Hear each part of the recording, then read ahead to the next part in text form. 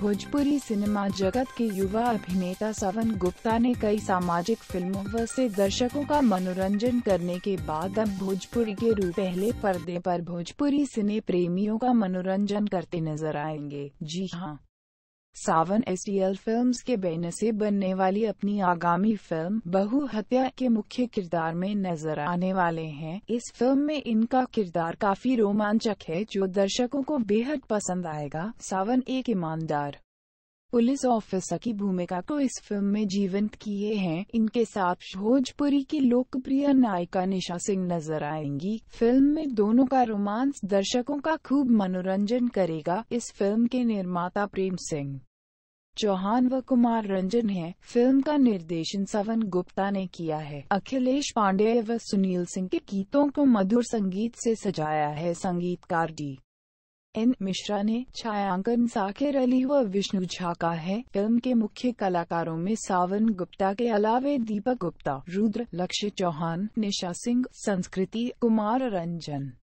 नैना सिंह व बाल कलाकार जानवी के अलावे अन्य कलाकारों की मौजूदगी है। आपको बता दें कि सावन गुप्ता 2 हिंदी फिल्में मदर ऑफ रोमांस और जादू टोना व भोजपुरी फिल्म सयाह हमार दरगाह में भी नजर आने वाले हैं।